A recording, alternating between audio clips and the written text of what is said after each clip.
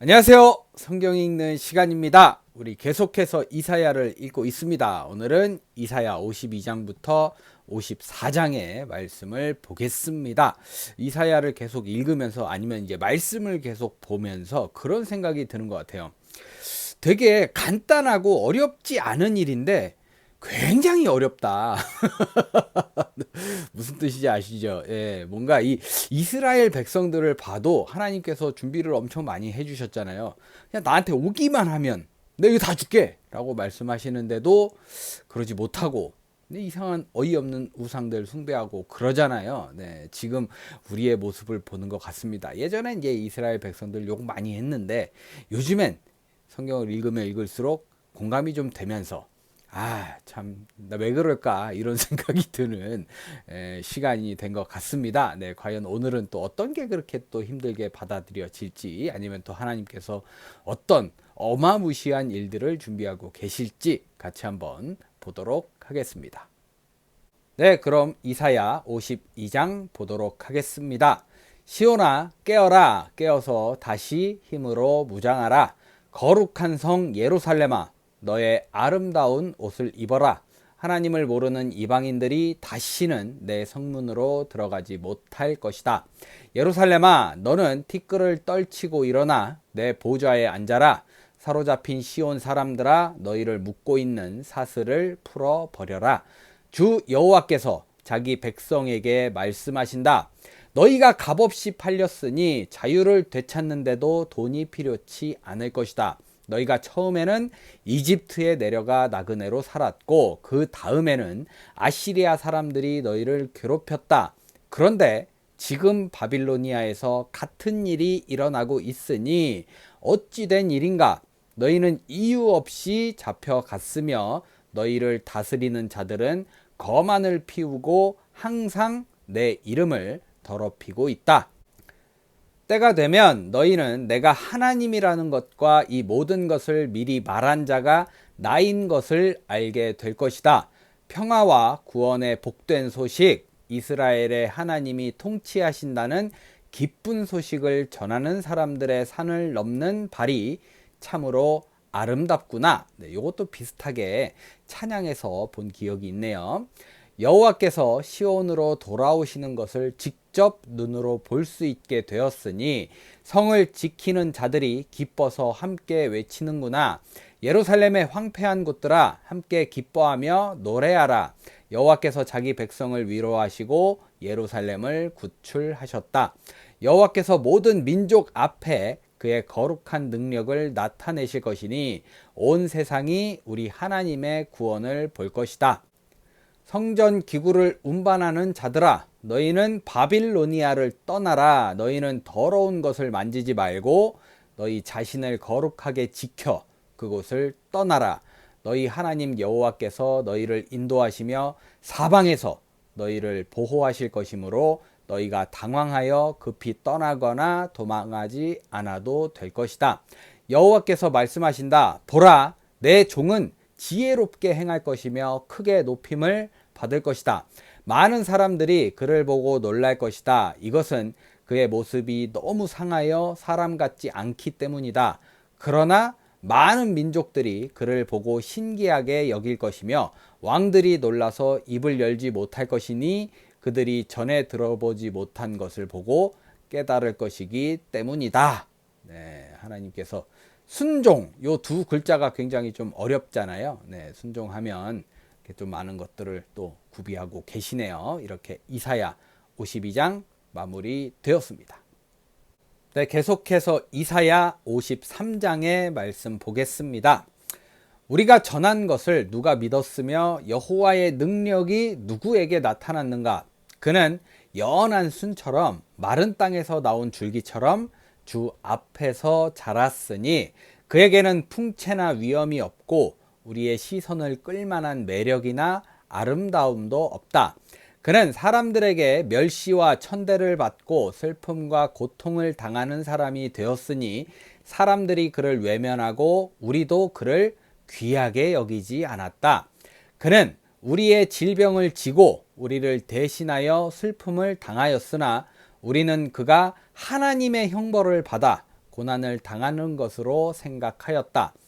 그가 우리의 죄 때문에 찔림을 당하고 상처를 입었으니 그가 징계를 받음으로 우리가 평화를 누리게 되었고 그가 채찍에 맞음으로 우리가 고침을 받았다.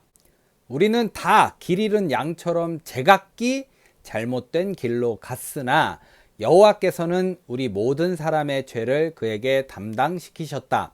그가 곤욕을 당하면서도 침묵을 지켰으니 도살장으로 끌려가는 어린 양과 털 깎는 사람 앞에서 잠잠한 양처럼 그의 입을 열지 않았다. 그가 체포되어 신문을 당하고 끌려갔으나 그 세대 사람들 중에 그가 죽임을 당하게 된 것이 자기들의 죄 때문이라고 누가 생각했겠는가? 그는 범죄하거나 거짓말을 한 적이 없었으나 악인들처럼 죽임을 당하여 부자의 묘실에 묻혔다. 여호와께서 말씀하신다. 그가 상처를 입고 고통을 당한 것은 내 뜻이었다. 그가 죄를 속하는 희생 제물이 되면 그는 자손을 보게 될 것이며 그의 날이 장구할 것이니 그를 통해 내 뜻이 성취될 것이다. 그는 자기 영혼이 고통을 당해 얻어진 결과를 보고 만족스럽게 여길 것이다. 나의 의로운 종은 자기 지식으로 많은 사람을 의롭게 하며 그들의 죄를 담당할 것이다. 그러므로 내가 강하고 위대한 자들의 영예를 그에게 주겠다.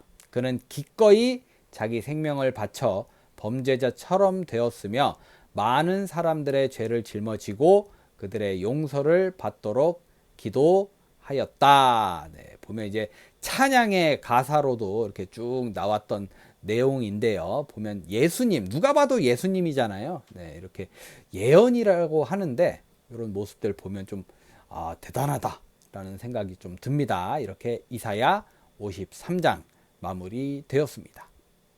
네, 끝으로 이사야 54장의 말씀 보겠습니다. 아기를 낳지 못하는 여자여 노래하여라. 해산의 고통을 모르는 여자여 노래하며 기쁨으로 외쳐라. 홀로 사는 여자의 자녀가 남편 있는 여자의 자녀보다 더 많을 것이다. 너는 천막 칠 곳을 확장하고 넓혀라. 내가 좌우로 퍼져나갈 것이며 내 자손들은 이방 민족들을 쫓아내고 그들의 황폐한 땅에 살게 될 것이다. 너는 두려워하지 말아라. 내가 다시는 수치를 당하지 않을 것이다. 놀라지 말아라. 내가 수모를 당하지 않을 것이다. 너는 젊었을 때의 수치를 잊을 것이며 과부 시절의 슬픔을 기억하지 않게 될 것이다. 너의 창조자는 너에게 남편과 같은 분이시니 그의 이름은 전능하신 여호와이시다. 너를 구원하실 분은 온 세상에 하나님이 되시는 이스라엘의 거룩하신 분이시다. 젊어서 결혼하여 남편에게 버림을 받아 마음에 근심하는 아내를 다시 맞이하듯 여호와께서 너를 다시 부르시고 말씀하신다. 내가 잠시 너를 버렸으나 큰 사랑으로 다시 너를 맞이하겠다. 내가 잠시 분노하여 너를 외면했으나 영원한 자비로 너를 불쌍히 여기겠다. 이것은 너의 구원자 나 여호와의 말이다. 내가 노아 때에 다시는 홍수로 세상을 멸망시키지 않겠다고 맹세한 것처럼 다시는 너에게 분노하거나 너를 책망하지 않기로 맹세하였다. 산은 움직여 없어질지라도 너에 대한 나의 한결같은 사랑은 변하지 않을 것이며 평화에 대한 내 약속은 취소되지 않을 것이다. 이것은 너를 불쌍히 여기는 나 여호와의 말이다. 여호와께서 말씀하신다. 광풍에 밀려 고통을 당하면서도 위로를 받지 못하는 예루살렘아, 내가 보석으로 내 기초를 다시 쌓고 홍옥으로 내 탑을 세우며 내 성문과 성벽을 빛나는 보석으로 꾸밀 것이다. 내가 직접 내 백성들을 가르칠 것이며 그들에게 번영과 평화를 줄 것이니 내가 의로 굳게 설 것이다. 내 원수들이 멀리 물러갈 것이므로 내가 두려워하지 않을 것이며 공포도 너를 가까이 하지 못할 것이다. 누가 너를 칠지라도 내가 승낙한 것이 아니므로 너와 싸우는 자마다 패망할 것이다. 숯불을 피워 무기를 만드는 대장장이도 내가 창조하였고 그 무기를 사용하여 사람을 죽이는 군인도 내가 창조하였다. 그러므로 그 어떤 무기도 너를 해치지 못할 것이며 그 어떤 사람이 너를 비난하여도 너는 반박할 수 있을 것이다. 이것은 내가 내 종들을 변호하고 그들에게 승리를 주기 때문이다. 이것은 나 여호와의 말이다. 네, 계속 이런 반복적인 이야기가 있어요. 하나님께서 이렇게 해줄 것이다. 네, 듣기만 해도 굉장히 든든하다는 생각이 듭니다. 그리고 보석성 그러거든요. 네, 그 얘기가 어디서 나왔나 했더니 여기서 나온 게 아닐까라는 생각이 듭니다. 이렇게 이사야 54장 마무리 되었습니다. 네, 이렇게 해서 오늘 이사야 52장부터 54장의 말씀을 모두 읽어봤습니다. 네, 말씀을 보면서 저는 한 예화가 생각이 났어요. 예전에 아빠가 집에 전화를 했답니다. 그래서 아기들한테 너 뭐 먹고 싶어? 뭐 갖고 싶은 거 있어? 아빠 들어갈 때 사갈게 라고 얘기했더니 첫째는 뭐도 먹고 싶고 이것도 먹고 싶어 라고 얘기를 했대요. 근데 둘째는 딱 한마디 하더랍니다. 아빠 빨리 와, 아빠 보고 싶어 라고 얘기를 했더니 아빠가 먹을 거고 뭐고 이만큼 사가지고 와서 막 신나서 뛰어오더래요. 우리 애기들 본다고.